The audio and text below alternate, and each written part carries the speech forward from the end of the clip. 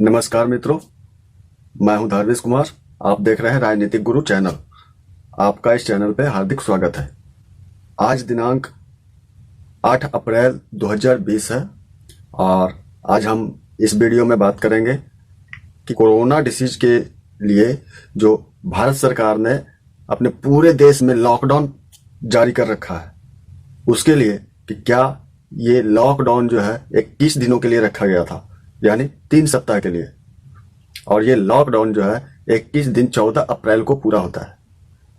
तो हम बात करेंगे क्या ये 14 अप्रैल को लॉकडाउन हटा दिया जाएगा या फिर जारी रखा जाएगा।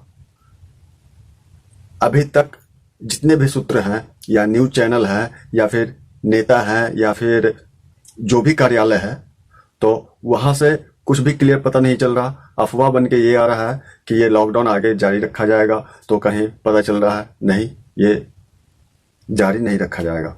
सरकारी सूत्र जो भी है वहां से यही रिप्लाई आ रहा है कि नहीं, इस लॉकडाउन को जो है आगे जारी रखने के लिए कोई भी अभी निर्णय नहीं लिया गया है या फिर इस पे कोई विचार भी नहीं किया गया। तो आइए हम चर्चा करते हैं और जानते हैं क्या भारत सरकार लॉकडाउन और आगे जारी रखेगी या फिर इसे 14 अप्रैल को खत्म करेगी। तो मित्रों, पहले समझते हैं देश में कोरोना का हालात के बारे में और कोरोना से संबंधित जो है देश के क्या हालत है।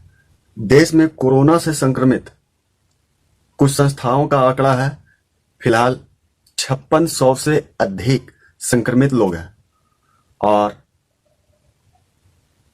स्वास्थ्य मंत्रालय का आंकड़ा है 4789 लोग संक्रमित हैं।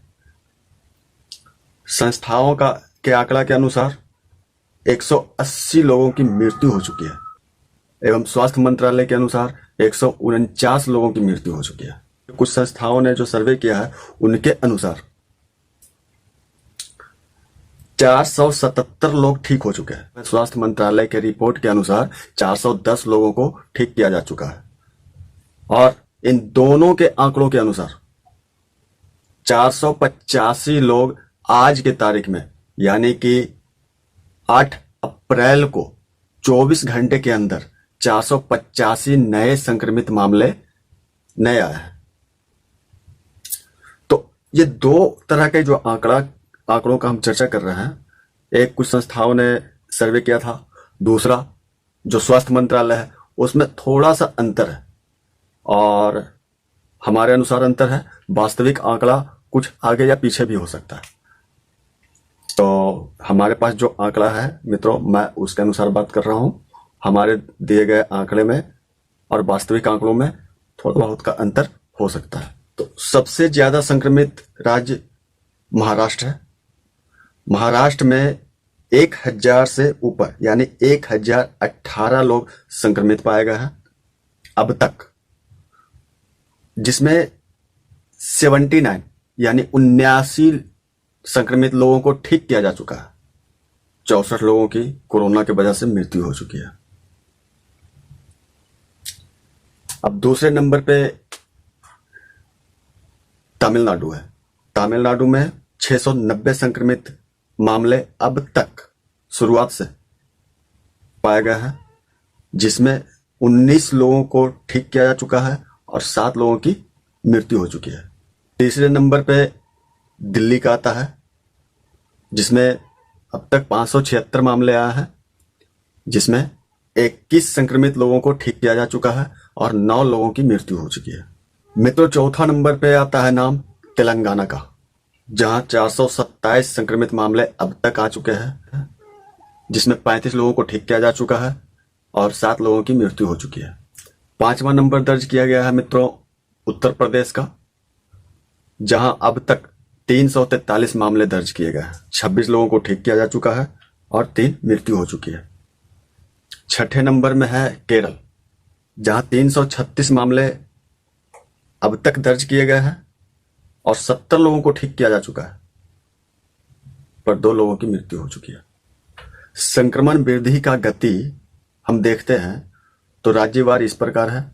दिल्ली में 32% की वृद्धि है, आंध्र प्रदेश 21% की वृद्धि है, तेलंगाना और राजस्थान का 12% की वृद्धि है उत्तर प्रदेश 6.5% की वृद्धि है। हम इस वृद्धि गति की जो बात कर रहे हैं ये आंकड़े लगभग में है, उसमें पॉइंट में कुछ आगे या पीछे हो सकता है। भारत के जितने भी जिले हैं उसमें से लगभग 30% जिले कोरोना से संक्रमित हो चुके हैं, जिसमें से 10 जिले अत्यधिक संक्रमित हैं। संक्रमण की गति 3 गुना होने में तबलीगी जमात, जो अभी बहुत ज्यादा चर्चित है, इस तबलीगी जमात की भूमिका है, जो अभी 5800 के संक्रमण होने का मामला दर्ज है। अन्यथा यह संक्रमण अभी 2000 के आसपास होना चाहिए था। दुनिया में कोरोना से सर्वाधिक प्रभावित देश इटली है, तब स्पेन है, उसके बाद अमेरिका है। अमेरिका के बड़े बड़े वैज्ञानिक का मानना है कि एक मरीज कम से कम 2 लोगों में संक्रमण फैला सकता है। इस प्रकार फिर 2 लोग 6 लोगों में संक्रमण फैला सकता है, और 6 लोग 18 लोगों में संक्रमण फैला सकता है। तो संक्रमण की गति इस प्रकार बढ़ती है। दुनिया में और भी कोरोना से संक्रमित देश 4000 के आंकड़ा पार करने पे इसकी गति और भी अत्यधिक तेज हो जाती है। जैसे हम इटली का आंकड़ा देखते हैं। इटली में 6 मार्च को 4600 के आसपास मामले दर्ज किए गए थे, और 6 अप्रैल को 1,32,000 से ज्यादा संक्रमित पाए गए। इस प्रकार 30 दिन में 2800% की वृद्धि दर्ज की गई। यदि भारत में इस गति से वृद्धि होती है तो यहां संक्रमण की स्थिति 30 दिन में 1.5 लाख के आसपास होगी। 1.5 लाख मित्रों 30 दिन में। अब बात करते हैं अमेरिका की। तो वहां 6 मार्च को 4500 का आंकड़ा दर्ज किया गया था, और 7 अप्रैल को 3,68,000 मामले आ चुके थे। इस प्रकार अमेरिका में 4000 के पार करने पे 8000% की वृद्धि दर्ज की गई। इस गति के अनुसार भारत में 4000 के बाद 30 दिनों में 5 लाख से अधिक मामले हो सकते हैं। यदि हम फ्रांस और स्पेन का ले लें तो 14 मार्च को 4500 दर्ज की गई थी, और 6 अप्रैल को 1 लाख से अधिक मामले आ चुके थे। इस प्रकार फ्रांस और स्पेन में 24 दिनों में 2000% की वृद्धि दर्ज की गई। यदि इस गति से भारत में मामले बढ़ते हैं तो यहाँ 1,25,000 से अधिक लोग संक्रमित हो जाएंगे। Indian council of medical research के अनुसार लॉकडाउन को नहीं मानने पे एक आदमी 30 दिनों में 400 से भी अधिक लोगों को संक्रमित कर सकता है, और यदि लॉकडाउन का पालन करते हैं तो एक व्यक्ति 2.5 से 3 लोगों को संक्रमित कर सकता है। मित्रों, अभी तक पूरे दुनिया में कोरोना का कोई चिकित्सा नहीं आया, कोई इलाज नहीं, कोई वैक्सीन नहीं, कोई टीका नहीं, कोई दवा नहीं। तो कोरोना से बचाव ही इसका इलाज हो सकता है। इसका एकमात्र चिकित्सा है सामाजिक दूरी बनाए रखें, सुरक्षित रहें, और इससे अपना बचाव करें खुद को और अपने परिवार के लोगों को। मित्रों, अभी हम लेते हैं भारत में 1 अप्रैल से, यानी 1 अप्रैल के बाद, आज 8 अप्रैल है, तो 1 अप्रैल के बाद भारत में औसतन लगभग 485 मामले प्रत्येक दिन के हिसाब से वृद्धि हो रही है। यदि इस गति से संक्रमण बढ़ता रहा तो 21 दिनों में, यानी 14 अप्रैल तक भारत में संक्रमण का मामला लगभग 20,000 पार कर जाएगा। मित्रों, भारत में कोरोना से संक्रमण की गति 3 गुना होने में तबलीगी जमात की भूमिका रही है, जो अभी 5800 के आसपास है। अन्यथा तबलीगी जमात का कोई भूमिका नहीं होता तो अभी 2000 के आसपास संक्रमण होता, यानी 3 गुना, 2000 और 5800 लगभग। मित्रों, वैज्ञानिकों के अनुसार यदि भारत में संक्रमण का प्रतिशत 0.5% होता है, यानी आधा प्रतिशत, तो 4,75,000 लोग अस्पताल में भर्ती होंगे। यदि भारत में 5% लोग संक्रमित होते हैं तो 48 लाख लोग अस्पताल में भर्ती होंगे। कुछ वैज्ञानिकों के अनुसार भारत को कम से कम 49 दिनों के लिए लॉकडाउन पर रहने की आवश्यकता है।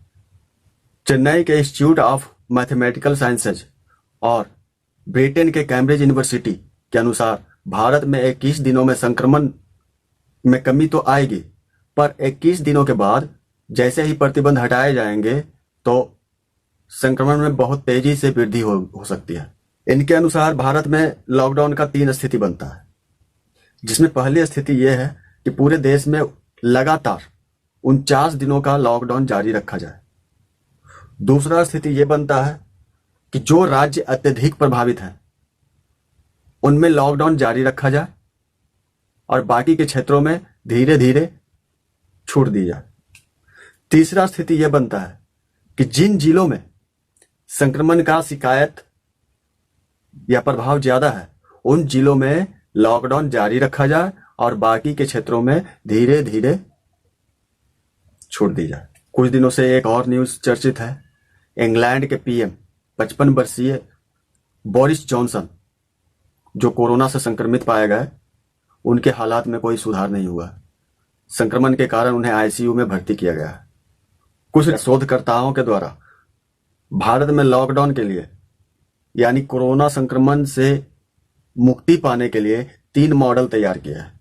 3 मॉडल में से प्रथम मॉडल यानी प्रथम विकल्प यह है कि 21 दिनों का संपूर्ण लॉकडाउन पूरा करने के बाद 5 दिनों का ब्रेक दिया जाए। उसके बाद फिर से 28 दिनों के लिए लॉकडाउन जारी कर दी जाए। शोधकर्ताओं का मानना है कि इस लॉकडाउन के दौरान यानी दूसरे लॉकडाउन के समाप्ति के बाद संक्रमण तो घट जाएगा, पर दूसरा लॉकडाउन हटते ही संक्रमण में तेजी से वृद्धि हो सकता है, परंतु नए मामलों में कमी आ सकती है। इन शोधकर्ताओं के अनुसार दूसरा विकल्प यह भी है कि पहले 21 दिन का पूरा किया जाए, उसके बाद 5 दिन का ब्रेक दिया जाए, फिर 28 दिनों का लॉकडाउन फिर से जारी रखा जाए और उसके बाद फिर से 5 दिनों का ब्रेक दिया जाए। उसके बाद 18 दिनों का लॉकडाउन फिर से जारी कर दिया जाए। इन शोधकर्ताओं के अनुसार इस दूसरे विकल्प में नए मामले आना लगभग समाप्त हो जाएगा। तीसरा विकल्प यह भी है मित्रों कि ये लॉकडाउन जो शुरू हो चुका है इसे लगातार नॉन स्टॉप 49 दिनों तक पूरा किया जाए। इसमें संक्रमण की गति लगभग थम सकती है। इन सभी मॉडलिंग से पता चलता है कि 5 दिनों का ब्रेक 10 दिनों से अधिक के लॉकडाउन के रूप में चुकाना पड़ेगा। उसके अलावा इस ब्रेक के वजह से जो लॉकडाउन की अवधि बढ़ेगी उस बीच में कुछ एक्स्ट्रा संक्रमण भी आएंगे, जिससे लोगों में संक्रमण की क्षति होगी। पूरी दुनिया में अब तक लगभग 14 लाख से अधिक संक्रमण के मामले आ चुके हैं। लगभग 80,000 मृत्यु हो चुकी है और लगभग 3 लाख ठीक किए जा चुके हैं। तो मित्रों, ये सारे विकल्प आंकड़े और शोधकर्ताओं और बड़े बड़े इंस्टीट्यूट वैज्ञानिकों के मत अनुसार इस तरह की बातें आई है जो कि तथ्यानुसार है। अफवाहों वाली बातें को हमने सम्मिलित नहीं किया। जो बातें या जो आंकड़े या जो विकल्प या मॉडलिंग तथ्यों पे है, जो मानक रिसर्चर्स या फिर यूनिवर्सिटी या शोधकर्ता के द्वारा जारी किया गया है, उनके अनुसार लिया गया है। तो मित्रों, आपको इस मामले में क्या राय है? लॉकडाउन जारी रखा जाए या ब्रेक दी जाए या फिर ब्रेक ले लेके लॉकडाउन जारी रखा जाए? अब सरकार का इस पे क्या फैसला होता है? यह सरकार बैठक करने वाली है। मेरे ख्याल से आज उनकी बैठक हो गई होगी, पर निर्णय उन्होंने अभी तक नहीं लिया। आप लोगों को क्या लगता है, ये लॉकडाउन जारी रखना ही उचित होगा या फिर लॉकडाउन से प्रतिबंध हटा दिया जाए? तो इस वीडियो को आपने देखा होगा और अधिक लोगों को ये जानकारी मिले, इसलिए इस वीडियो को शेयर करें और लाइक करें। मैं इस प्रकार की वीडियो इस चैनल पे लाता हूं, जिसके लिए आप इस चैनल को सब्सक्राइब करें, घंटी बटन दबाकर ऑल को चुनें ताकि नवीनतम वीडियो आपको सबसे पहले प्राप्त हो। तो वीडियो देखने के लिए आपका धन्यवाद।